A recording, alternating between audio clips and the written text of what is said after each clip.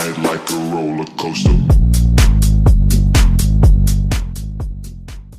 Good Right. morning, I guess. Good morning for me. Good afternoon for you. Yeah. Yeah. So, like, since we're here, you people don't know you. You might as well want to introduce to the people, the players that might watch you. Just say your name and tell a bit about you.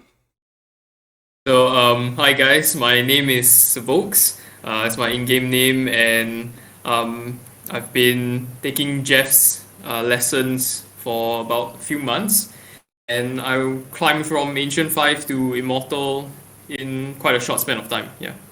That's actually quite an accomplishment, man. So, like, I think I've told you like 100 times, congratulations, right? So, Yeah. Thanks. the only reason like we record that is to actually show people that believe that 50% forced win rate or grinding is not actually, what's the word I'm looking for? It's not that hard. I want to say that hard, but definitely it's doable. And if you're like into Reddit and see all sort of posts, there are Smurfs, and I think you're actually a mid laner, right? You get to play mid lane. So did you actually, first of all, did you actually get to face Smurfs? Did you actually get to face hard games? And was it easy or hard? Like a little bit about the journey going from ancient to immortal. Actually, I think in Divine 5 and Immortal is actually where a lot of the Smurfs or account buyers are at. So from Ancient all the way till Divine 5, you should have no issues playing with any account buyers or Smurfs. But I do think that there are Smurfs playing in the Archon or Legend rank, because that's where they can have quite a bit of fun. Yeah. Okay, and when you say Smurfs in Archon, probably these players, are they like 7-8 KMMR players, or are they like players like you, immortal, like low immortal divine players? Like, Probably people who are 7, 8k when they just want to have fun and just trash low rank players. Even then, I think most of them spend their time trying to climb the immortal rank rather than try to crush some lower rank players. Yeah. okay, got it. So, as first of all, you said that you went from Ancient 5 to Immortal, right? And if I recall, you did that with two accounts, right? So you had a second account that was approximately the same MMR. It was like Ancient 4, if I recall correctly. And you managed to go pretty much to Divine 5 Immortal twice, pretty much. You were trying to, not you were trying, you managed to rank with two accounts simultaneously, right? That's a lot of games, right? That's a lot of games. But throughout, just because you did consistent, like I think you did in like 5 months, you managed to go from Ancient 4/5 to Divine 5/Immortal, right? It took you about. Yeah. I just want you to tell a little bit about the journey. I want you to talk a little bit about how was the mid lane in the Ancient, how was the mid lane in the Divine bracket, and how's the mid lane right now in the Immortal bracket. Sure.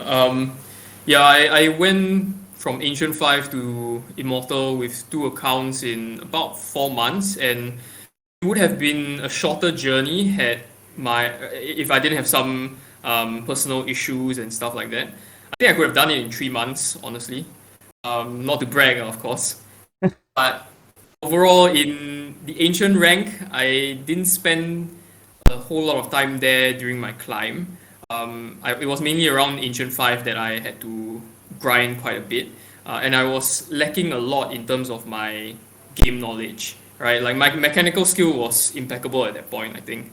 I was constantly getting 3 kills in mid, but immediately after the laning stage, I just lost the game. I pretty much just lose control of everything, and I don't know what's going on. I don't know what to do, and I just lose the game. Yeah.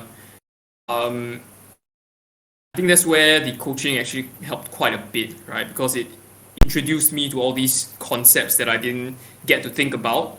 And in fact, immediately after the first week of my coaching session, that was the first time I broke the ancient divine barrier, right? And I got to divine 1 the following week. In terms of Smurfs and account buyers, like I said, I think the ancient rank there aren't Smurfs or account buyers, right? Like Even if there are Smurf or account buyers, I don't think I've had any issue playing with them because, well, the enemy doesn't know how to punish you for these mistakes that they make anyway. So you shouldn't have any issue climbing through that. Yeah. Being an ancient player myself as well, I always recall that just because someone might be a Smurf, like can be like 2k MMR, right? It doesn't mean that necessarily he's better mechanically than you. For all I know, like I have more MMR than you, way more still, even though you grind a lot, and and I play mid lane as well, right? But you're way mechanically, like you click better than me, you last hit better than me, but it's not the lane, that's going to decide if you're gonna win or no, or lose, right? It's because lane stage is what, like 6 minutes in, 8 minutes in, especially in the mid lane, that you have all these options to where to move, go bot, go top, gank, stack, play the farm game, play the objective game. Like you have so many options. So like the lane stage is like what, 6-7 minutes in, and the whole game is like maybe in the Immortal level right now 35 minutes in average. So definitely have all these options, and laning stage is only like 15-20%. The only thing that's gonna give you is like if you actually lose the lane so hard, probably there's no comeback from that, even though there are exceptions.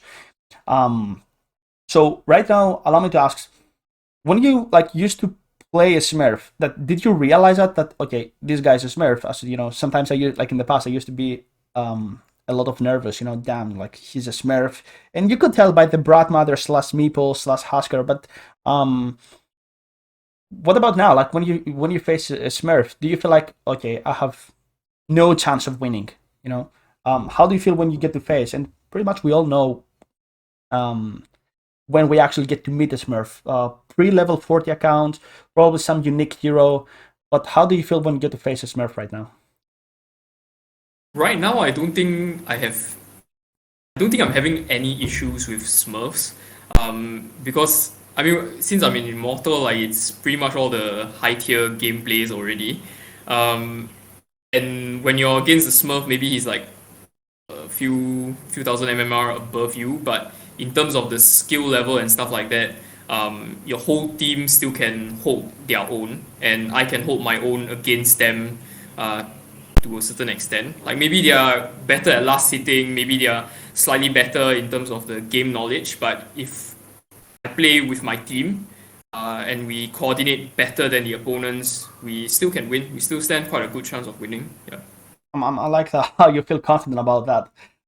So like we met like 7-8 months ago, and I recall like we had our first I think I announced some free coaching back in the Reddit, and you were like one of the guys that I chose. You had some really good application, and I recall this Leshrac game. I think I still have it somewhere on YouTube right now, and it's been a great journey right now. And back then you told me that you used to play in the mid lane Leshrac, Shadowfiend, and I think I'm missing something. Leshrac, Shadowfiend. Sorry, Void Spirit. Yeah, Void Spirit. And throughout all these months, you feel free to share what heroes you actually chose to play with, right? Because Dota is such a complex game that you need to play more heroes. You need to have more options, right? And you were definitely a player that, while you were really high mechanical skill, like you were clicking really good and still do, of course, you didn't really have a big pull, right? So just tell like briefly, what heroes are you into right now? Like what heroes did you use to actually grind? And some of them were a little bit, in my opinion, controverted is the word I'm looking for. Like unknown. Controversial. Yeah, that's good. Like I get to learn English. Perfect. So what heroes do you actually use to actually grind from Ancient to Immortal? Sure. So I actually climbed the whole Ancient rank with SF alone. And then I realized that SF sucks as a hero. Right? Because no matter how many kills you get, no matter how much lead you have in the first 10 minutes, if the opponent has 3 heroes, you die. Like you can't survive any burst damage at all. Even if you buy like 2 braces or a BKB really soon, really quickly, you just die, and then I've never played SF since I reached Divine 1. In terms of my hero pool now, I've actually learned quite a few heroes. first few heroes that I learned, or that Jeff suggested I learn, was really simple heroes that he thought I would be able to eke out the advantage in the lanes as much as possible, because he noticed that my mechanical skill was very good and I could really punish the opponents and make use of lane dominators to the fullest extent. So he suggested I play Viper and Razor, and I did. And those heroes were, I mean, those were some really stompy games, honestly. Like every single week, I was gaining about like 200 MMR, and within the first month, I think I reached Divine 3 or even low Divine 4, something like that. Yeah. Like insane. So, yeah, yeah. Like I recall because usually people. Here's like the problem, right? So it's not only like the mechanical skill that matters, but usually every player has a bottleneck, right? So the moment your bottleneck was what to do in the mid game, what items do I buy? And I recall like the first session that we had, you had the Leshrac back then, and you were getting choked. I recall you had the build, like instead of trying to catch your opponent, or you were having this Sumail position 1 Leshrac, right? Where you were trying to become big with some kind of Eternal Shroud first item, which didn't really make sense, right? And I think on top of Razor and Viper, you also had OD, right? OD was one of the heroes that, while was mechanical, it is still a high mechanical hero. Back like 8 months ago, no one used to play them. He was super strong. For XYZ reason, I'm not really sure, no one got to pick him. And like recently, like a month ago, everyone started spamming him again. And it's actually fun because I recall you told me, okay, I get OD, what do I get? I'm like, okay, Meteor Hammer, of course. While it sounds like meta right now, back in 8 months ago, back in the summer, August, September, no one used to do that. And I didn't really know why, but you actually pulled some insane win rate with these 3 heroes, right? With these 3 heroes until I think... What do you like? Did you reach Divine 3 with these 3 heroes? Like high mechanical 3 heroes? Yep. It was insane because not only you won the mid lane, it was the mid lane with water runes every 2 minutes and the bounding next to the mid lane. It's infinite regen, and all of a sudden it still doesn't matter. You can punish your opponent, you can push the wave under tower, pressure the opponent. It's some really, really good outcome from you. While you did climb with these heroes, what do you play right now? Like once you hit Divine 3, what did we start? I can't recall. What did we start actually playing? I recall we started playing some heroes that were a little bit more like playmakers, like Pack, if I recall, Pack and Void Spirit. Yeah, I think after Divine 3, I started hitting another bottleneck, which was my hero pool. It was way too small. I was playing a very limited amount of heroes that could only do a specific thing, which was lane dominate pretty much. And I couldn't fill in, since I'm the last pick as a mid laner as well, I couldn't fill the relevant niches that my team needed to be filled. So I think I started picking up Kunkka, Park. Night Stalker was a very interesting and very useful mid laner, which I think a lot of people will say that it's bad, but he actually is quite good in certain lineups. Aside from that, I did play Void already. Now I'm playing Pagna as well. Some Bat Rider. I learned Storm Spirit as well. And I feel like I'm missing out one hero. I think it's Kunkka. Mother. Brad. I said Kunkka already. Don't say Brad Mother. Right? Brad Mother is the ultimate cheese. But honestly, Brad Mother you used to play before, right? It's like punish your opponents, and it's not bad to say that you get to pick cheesy picks, right? Because I recall you were playing the Brad Mother that you were just farming. I suggested, even though I don't get to play Brad Mother, right? In fact, I just hate the hero. I swear, man. But you said, I suggested, when you have Brad Mother and just take the mid tower, can you just take the triangle? And you said, yeah, but I don't really feel safe. Okay, just farm the big camp. And if they farm, like, you still try to play the Brad Mother to deny the opponent's farm. And don't play like the win condition. Play the hero like a space creator, and your position 1 is going to be the win condition. Give him more time. Like if you have an anti-mage, just deny the enemy triangle. Let him farm the jungle area, the opponent jungle area near the outpost, and just do that for 20 minutes and you're going to win. I think for me that was a really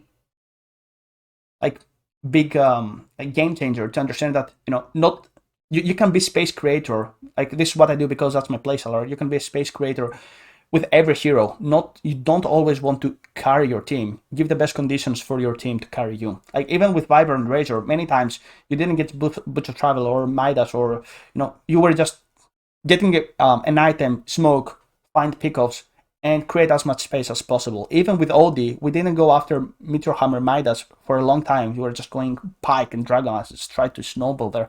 Because in the Ancient Divine bracket, sometimes you have a good lane, you just want to snowball. And in the end, if you can't solo carry the game, I mean, come on, like your post one needs to do something, right? Like, in my mind, do something, do something. And I also recall like your first Storm games and Pack games and Kunga games. Man, they were a disaster. I swear, man, I'm not gonna lie to anyone. Or like this Storm game, you were getting out of mana. Pack, you couldn't click buttons. Kunga, your X into Torrent was like it was actually so bad, man, so bad. And okay, we have to be honest with the players that actually look us. That is to be expected, right? That is to be expected. Your Void Spirit was decent, but I recall like you had some tremendous win rate when you were going Orchid, the old Orchid. It was a little bit, again, weird, but this is what I suggested. It didn't always work out, but when you got to play versus Morphling and Tinkers, kind of worked out. I think you like have through a lot of games as well, right? We're not gonna lie to people, like you didn't have like 90% win rate. You did throw yourself a lot of games. You didn't click buttons and you lost team fights, right? But definitely right now you've learned so many heroes, so many concepts and that's why you're actually able to. What are you right now in the SEA server, like Immortal 3. I'm Immortal 3010, top 3010.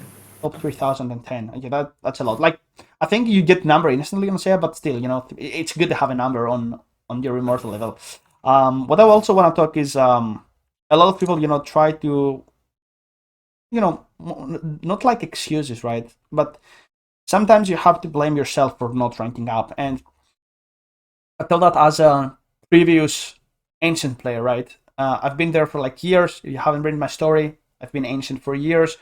I know this bracket really well. I was like in this MMR hell for like a lot of times, and I think a lot of time you need to understand that it is not understand it is us that's the problem. If you're stuck somewhere, it's usually unless you're like really really unlucky, it's usually us. If you play a support like I do myself nowadays, or if you play mid lane like Ink, you still need to perform a little bit better every time from your opponents, like compared to your opponents. And just like Ink said, I did lane a little bit better, and then just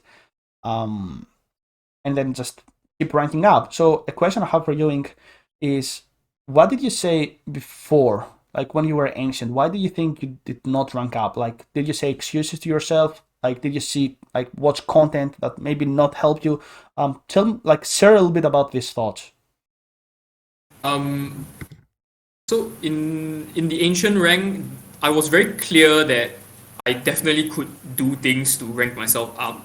I mean, after all, I'm in Ancient, right? If there was nothing, if I was playing at my best already, then I should be in Immortal, So obviously there are things that I could work on, and I've always had that mentality while ranking up.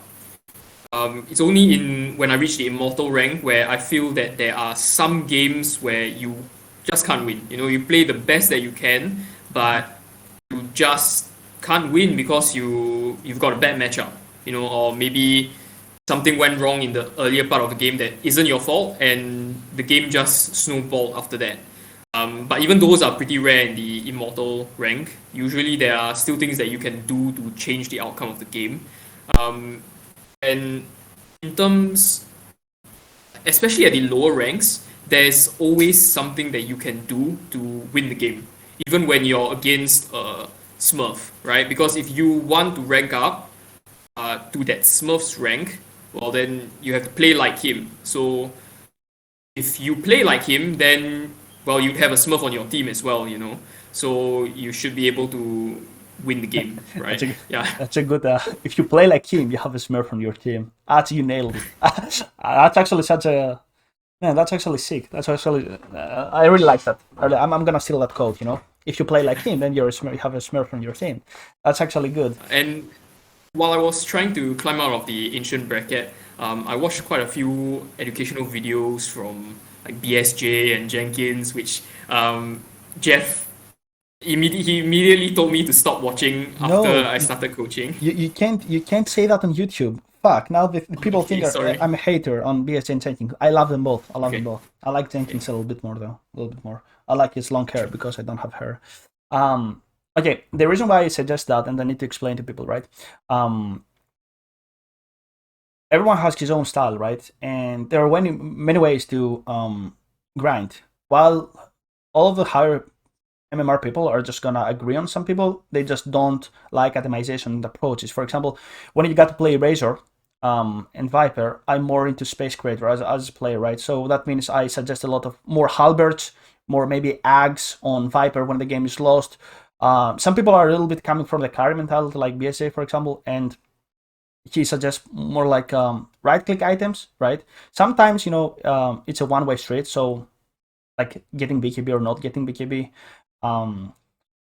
And I tell that because, again, coming from the support mentality myself nowadays, I get to play more utility heroes like Sand for example, in the mid lane, like Pagna, more like spellcasters. I've played a lot of Keeper of the Light, Spirit Breaker, and what else? I think I recalled NS, even though, a little bit more unusual picks, right? It doesn't work every time, but this is the mentality I'm coming from, to run down the map, even if that means that I will not have that much gold.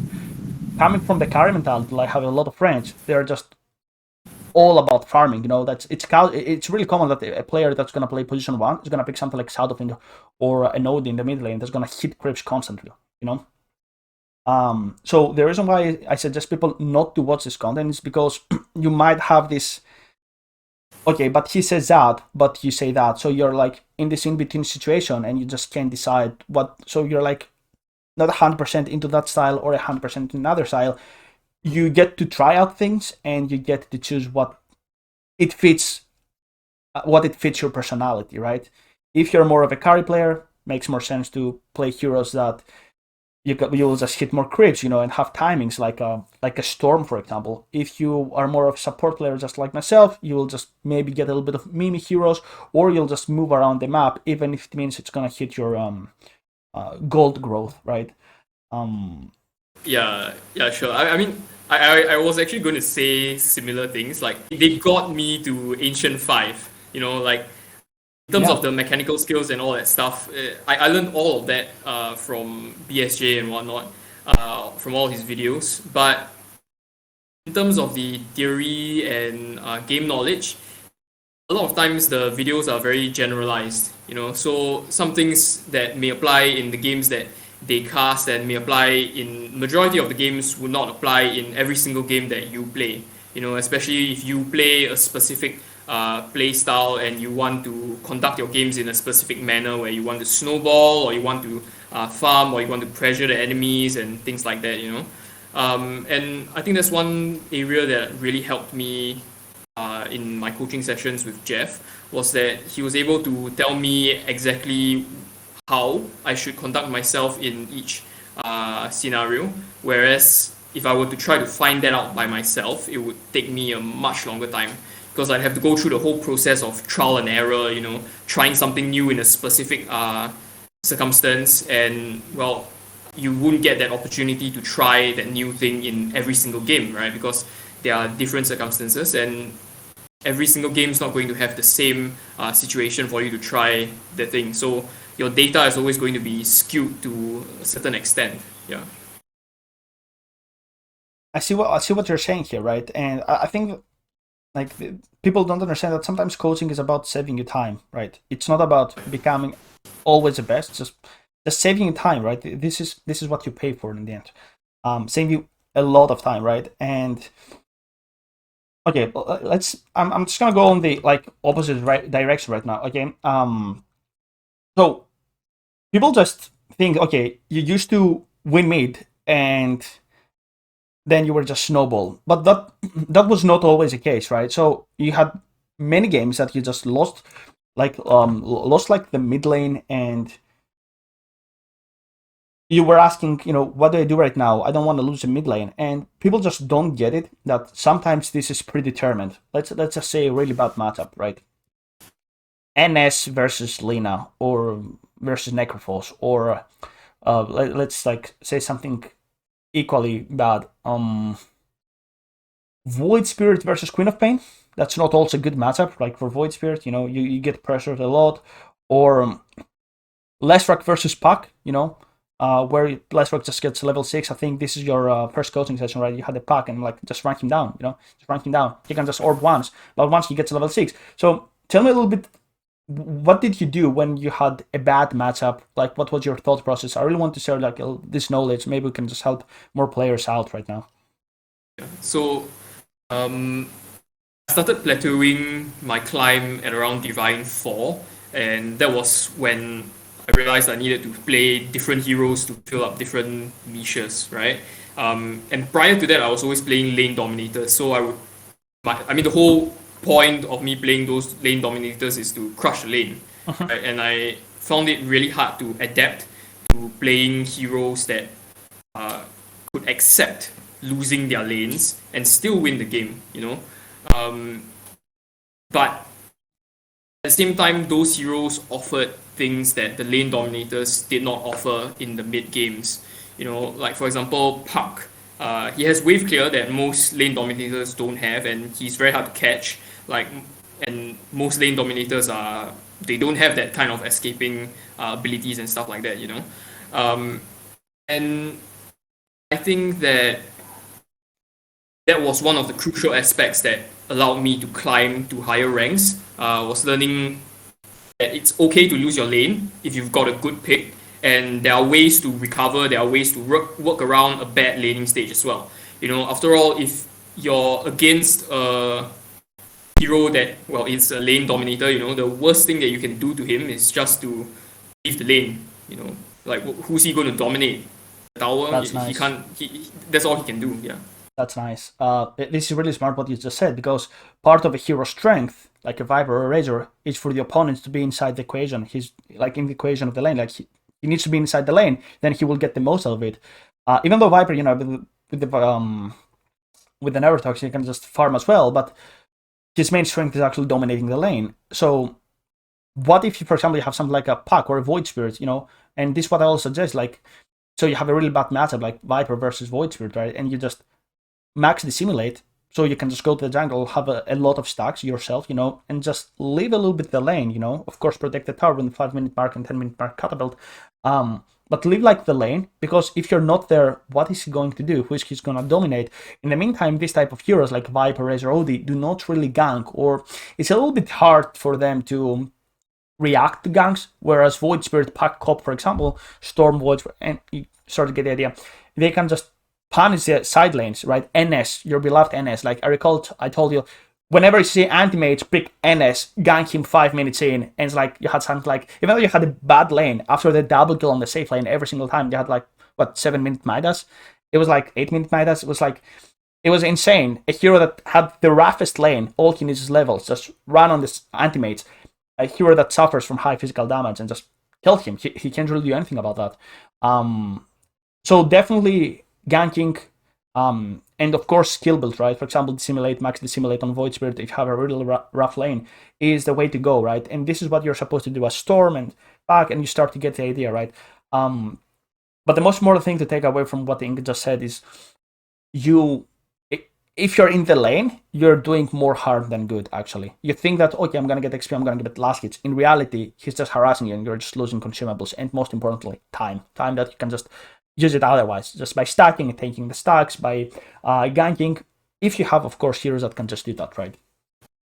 Now, what I want to say is that part of that is actually having proactivity, right? Proactivity means that you already see the bad lane coming, and you already start to prepare for that. Like the dissimulate, you don't say, maxing dissimulate on Void Spirit.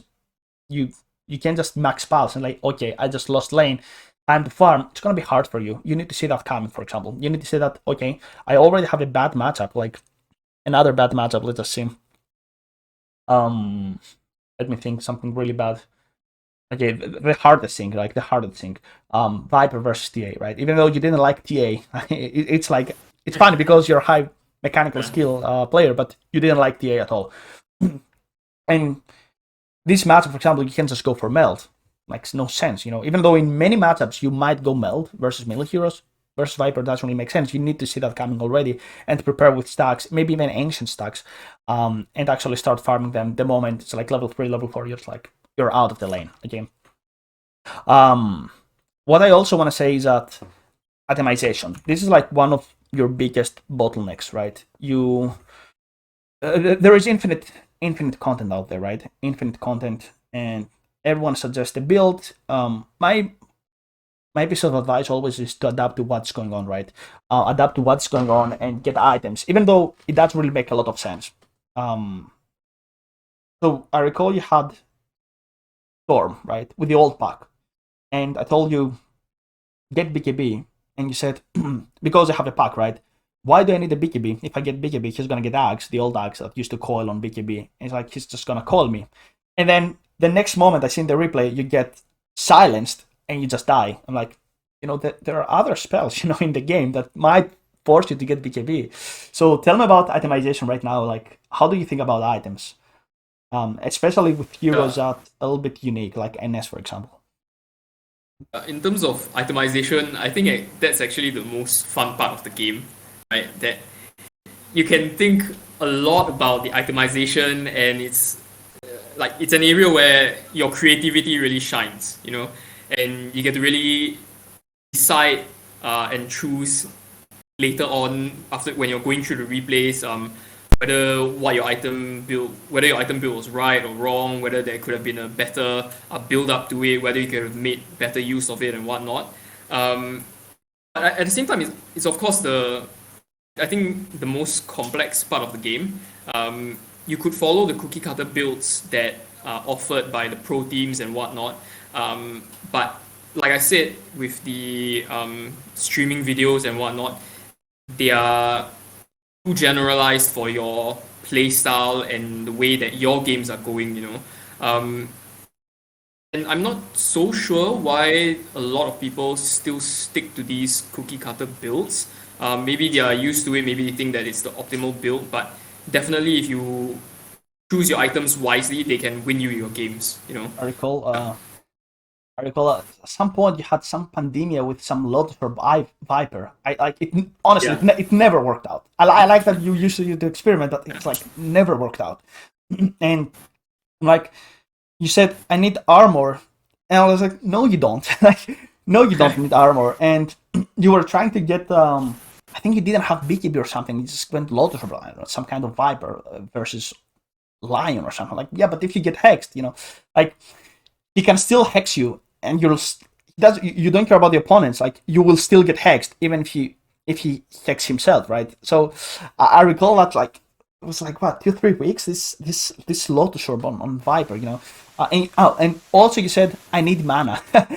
I need mana. Like, what does this mean? I need mana on Viper, you know, because you were getting out of mana when you were sieging. I think another cool point is that, and recently we just saw a replay like a couple of hours ago, with your with a 50-minute shard right now, and the new and the shard on Viper that you had this idea to, and it worked out perfectly. You know, 50-minute shard, start sitting with Viper, and also actually some really cool idea. You know, definitely if you're watching this video, try this. You know, some like Dragonlance stretch shard. Maybe it's like with small items like a wand and I don't know, Wraithband or maybe Bracer before actually shard. And it's like these type of things, like the itemization will actually boost not only your confidence but actually your MMR as well. Just always adapt to what's going on. Always itemize against your opponents, and you know it doesn't. You know it's not like the guides are bad; they're actually perfect. But you can't have a guide for every scenario, right? You just need to give something that most of the times will just work, right? And sometimes it will just not, you know. Do follow the guides, but always just question everything, right? Always question everything, and this is what will grow you as a player, right? This is what will grow you as a player. So majority of my games, like, they follow a same typical item build, but there's always like a 30 or 40% of the games where you have to adapt to what the opponent is doing to you, you know, because after all, this whole game there's like 5 other players that's trying to get you to die, you know. Yeah. What I also want to say and get to ask you is that people actually try to have quick fixes, right? 2-minute video how to gain NKMMR, right? And what I always say and what I always do is like baby steps. It's like, can you just do 2 things this week? Nothing more. Like 2 weeks. Otherwise, you have this roller coaster, you know, this back and forth, you know, trying to abuse some hero, trying to abuse some mechanic, something that maybe it's broken, you know. And I want to say what was going on before you actually took baby steps, right? So you watch content, you watch videos, you try to see some 10-minute video about, you know, a 10-minute video on how to gain MMR, right? Was that work? If that works, did you actually manage to keep that long term? Like your honest opinion, you know? If it didn't work, why do you feel it didn't work? I think in terms of like free and easy MMR and tips to gain like 200 MMR, your mechanical skills, that's probably those videos probably work, right, at the lower rank. I mean, at the lower rank, if everyone's not playing mechanically well, then you winning your lane by like 2 or 3 kills can sometimes equate to you winning your game, you know. And that's mainly how I climbed in the ancient rank, with my SF that I constantly got 3 kills, you know. But very quickly, you will find that these kills and your mechanical skill isn't enough. You know, you need to know a lot more about the game in order to start winning games. Yeah, and that's where all these free and easy MMR, where you follow cookie cutter builds and stuff like that, they start to stop working. Yeah. So it's more like I don't want not cheesy guides, you know.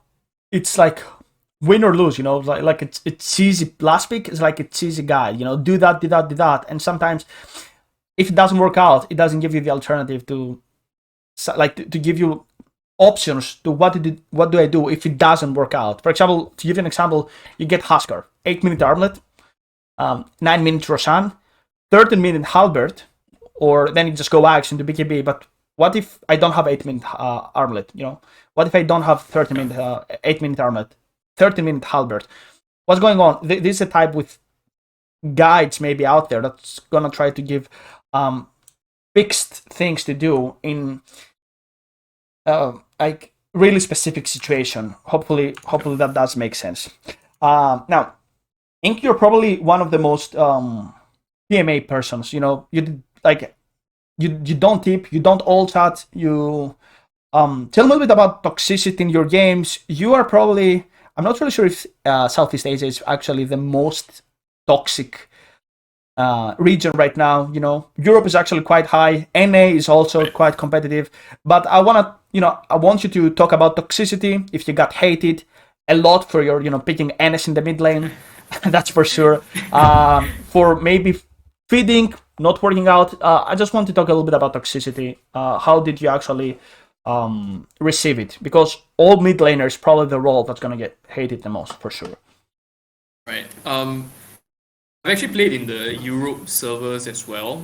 They were actually very friendly over there compared to Southeast Asian servers. Okay. When I came back to Southeast Asia, I was in for quite a shock because 8 out of 10 players started flaming everybody like 5 minutes in, and it was in all chat, so you can see everything that's going on.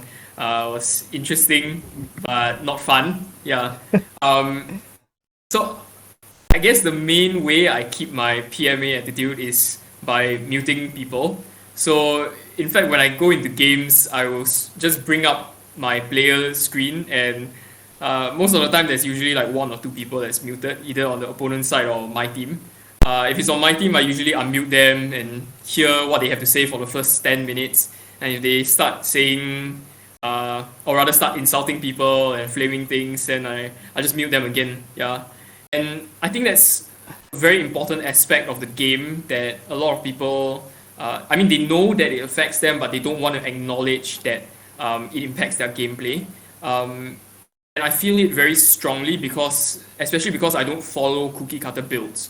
So I can't spend time thinking about how these insults are like being said, or how much it hurts me, and stuff like that. Instead, I have to put my mind to thinking about what kind of items am I supposed to build.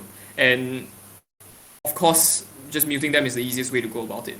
So what you're saying is that, and this actually applies a lot to myself, right? People think that they don't affect them, but in reality they do. They do. This happens to me a lot, It's like slows down your mental processing speed by like a few seconds. And since in Dota you have to make like multiple decisions across the whole game, your few seconds is going to cost you quite a bit of time. And all of a sudden you have your BKB like 30 seconds longer or later than you should have gotten it, and you might get ganked in that period, and then you die. Definitely, like for example, I'm one of the players that gets annoyed a lot, right? I'm like, definitely I'm not PMA, right? And this is something I actually admire a lot about you. Being quite self-disciplined, always with a plan. Definitely have aspects of personality that I wish I had, right? But everyone is unique, right?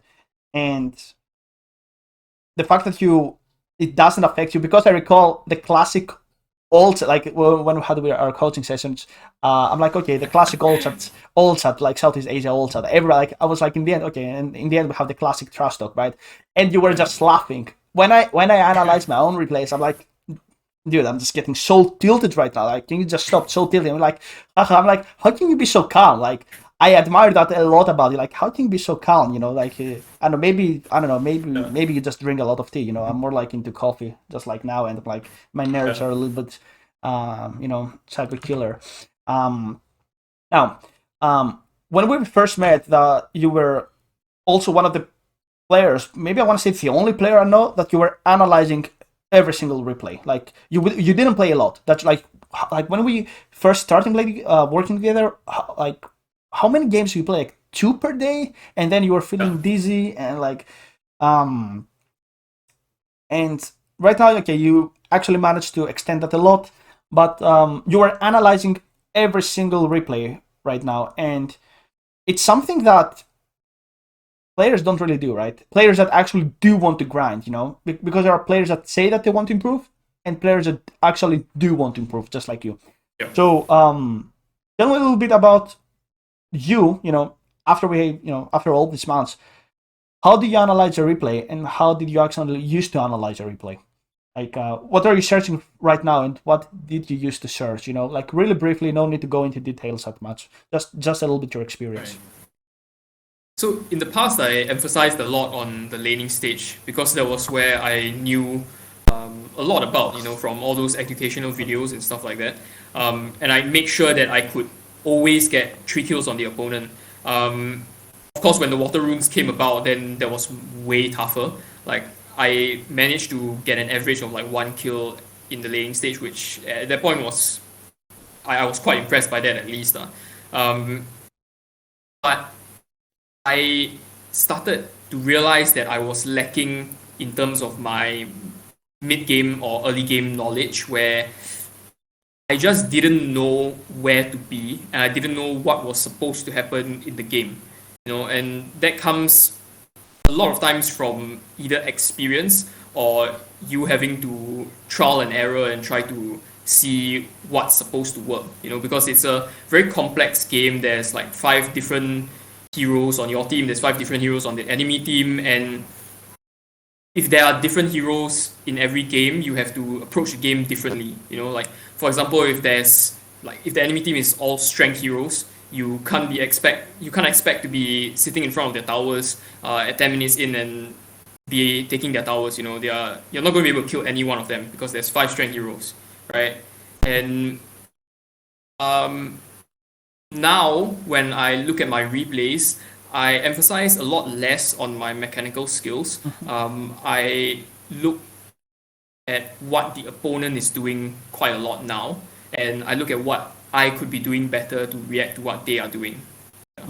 So what you're saying is that you, from what I understand, you look a lot more in the map to see what they plan to and how can you stop their ideas or their itemization or their map movements, right?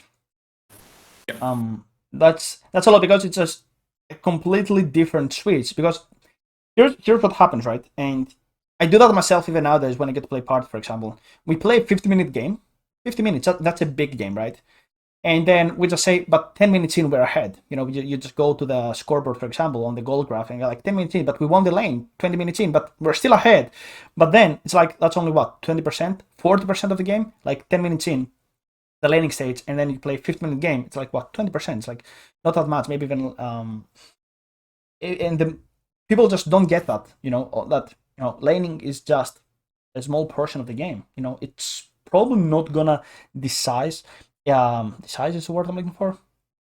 Determine. Let's say determine. It's not going to determine if you're gonna win or lose. But the most important thing for me is that if you're really good at decision making and you're really good at shot calling, and you have and you're a mid laner, right? And you kind of want to guide your team. Luna is farming in a triangle. I'm a pack. Go coil kill.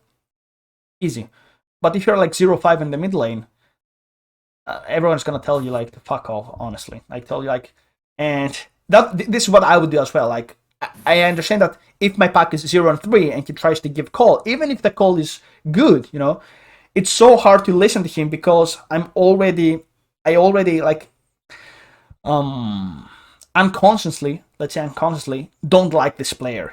He is not to be trusted. If you, and this is why it's the most important thing of the mid lane. Like, so you were winning the mid lane, and then everyone would just usually everyone would just kind of follow you. Gank. One support would just follow you, go to the triangle, kill the carry, repeat the process again and again. Especially if you had Viper Razor, right? So it's like, okay, you even sometimes buy the smoke, all you have to do is like follow you. You smoke, they don't listen, smoke on top of them, and then something will just happen. Something will just happen. And that's the whole point of just winning the mid lane, That's the whole point of winning the mid lane. Lastly, what I want to say is that your like when we first started, your goal was to try to give it a pro career, right? And that's something I don't really have experience. I know about pubs, right? And I know how to make people gain MMR. So right now, as the journey keeps going on, right? You start at what, 4.6, and now you're 4.5, and right now you are 5.7. What's like 5760? Yeah, 5760 on the Immortal account, and you have another Divine 5 right now. How do you feel about, because you still have a lot to grow, like this is where it starts, right? This is where it starts. You still have a lot to take, and you still have a lot to, hustle. You still have a room to improve, room to grow. How do you feel having grinded 1200 MMR consistently with 2 accounts? It's quite an accomplishment, right? People don't do that in a lifetime, for example. But you did that in a few months with proper guidance, and of course, like we had our losses, right? We had our losses. Yeah. But how do you feel like right now that, let's say, every month you're getting closer and closer to actually reach to an MMR that you might have a shot, right? Yeah, I mean, it feels pretty great. And the good thing is that my climb doesn't seem to be slowing down. I don't seem to be plateauing. I'm at a constantly increasing my MMR, and pretty happy about where I am. Yeah. Okay, cool, man. Well, I want to say that before I close that to everyone that's actually watching this, for little 5-10 players are gonna watch that.